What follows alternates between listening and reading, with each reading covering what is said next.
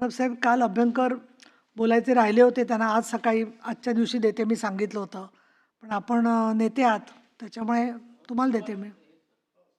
अभ्यंकर करे म्हणून तुम्ही वापरला तो. बोला. निरोप दिलाय संसदीय आमचं कार्य. सिरियसली घेत नाही, आम्ही समजू शकतो, आम्ही विरोधात आहोत. उपसभापतींचं पण सिरियसली घेत नाही, आता आपण बोललात याच्यापेक्षा वाईट आणि मी परिस्थिती व्यवस्था काय. करून येतो बोलले ते होते ते गेले अधिकारी आणि अशा वाईट परिस्थितीत आपण आम्हाला ते हाय तेही गेले गॅलरी. अशा वाईट परिस्थितीत आमचं चांगलं भाषण आपण ऐकावं.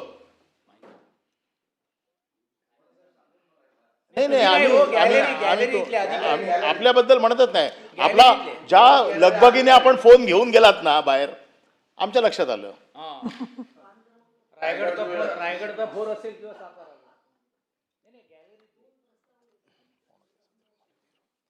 सभापती महोदय, राज्यपालांच्या अभिभाषणावरती चर्चा आणि या चर्चेचा प्रस्ताव सन्माननीय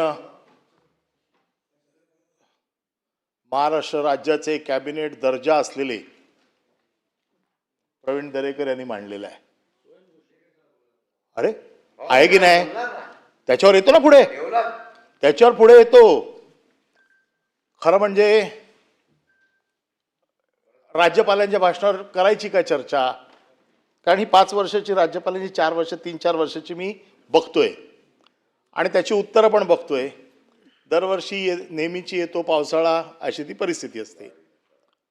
आणि दरवर्षी बिचारे प्रवीण दरेकर यांना त्यावेळेला ते सन्माननीय सदस्य होते आणि सन्माननीय सदस्यांना हे कामच असतं की बाबा एखादी गोष्ट सांगितली, खरं म्हणजे ते असले पाहिजे होते अशी माझी अपेक्षा होती.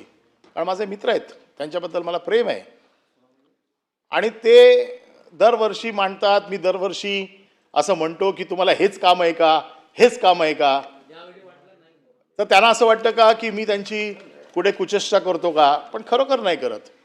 मला मनापासून असं वाटतं की त्यांचं ते काम नाहीये. खूप वर्ष त्यांनी ते काम केलं आणि मग आता कोणी मांडायचा? मग तो कॅबिनेट दर्जा असताना देखील त्यांनीच मांडला. खरं म्हणजे मला असं वाटलं तर मनीषाताई मांडतील किंवा दुसरं कोणी सदस्य मांडेल. पण मी विचार करत होतो की कॅबिनेट दर्जा असताना त्यांनी मांडला. पहिलं मला असं वाटलं होतं की ते मांडणार नाहीत कारण त्यांना कॅबिनेट दर्जा आहे. नंतर मी थोडा घरी जाऊन विचार केला की अरे कॅबिनेट दर्जा आहे म्हणजे कॅबिनेट नाही आहे.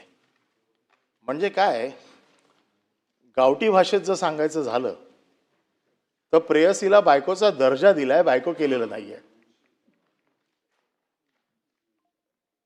आणि जर असं जर सरकारी कुंकू लागलेलं नसेल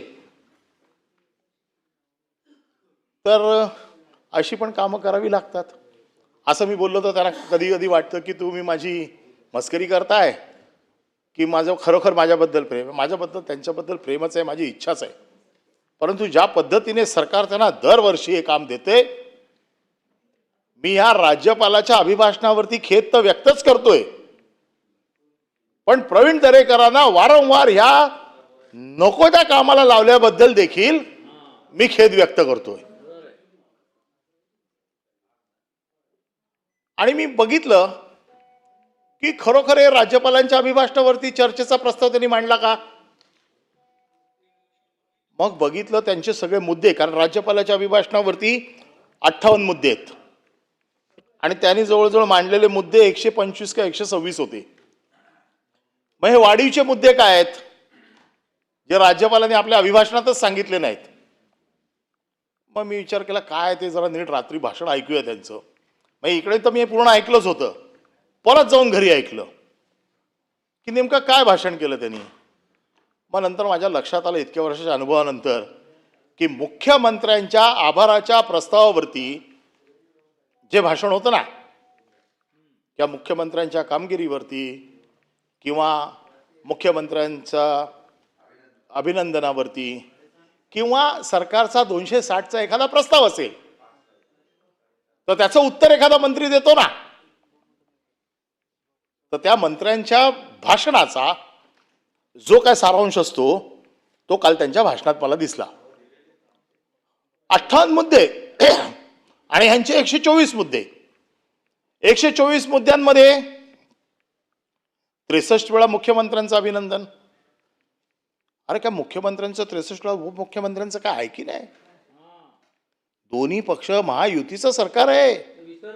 ते विसरलेत. ते आठवण करून दिली पाहिजे. आणि तुम्ही तर इतके हतबल आहात. कोण कोण मंत्री नव्हते? हा हे जर असले तरी पण सावंत फार हुशार आहेत होते. ते नको त्या भानगडीत जात नाहीत. त्यांना माहिती आहे कुठल्या भानगडीत जायचं आणि कुठल्या भानगडीत नाही जायचं ते. आणि मुख्यमंत्र्यांच्या भानगडीत जाईल कोण? सातारा, रायगड. त्यामुळे हा जो काय भाषणाचा जो काय ढाचा होता किंवा भाषणाची जी काय सगळी जी काय तरतूद आम्ही बघितली की खरं म्हणजे एक राज्यपालांचं अभिभाषण म्हणजे वर्षभराच्या सरकारच्या कामगिरीचा रोडमॅप असतो. राज्यपाल माझं सरकार पुढच्या वर्षभरात काय करणार आहे हे साधारण त्या सभागृहात दोन्ही सभागृहाच्या सदस्यांना आणि त्याच्या माध्यमातून महाराष्ट्राच्या जनतेला सांगत असतो की माझं सरकार पुढच्या वर्षभरात काय काम करणार आहे. आणि म्हणून मग मी हे सगळे रिपोर्ट आणले.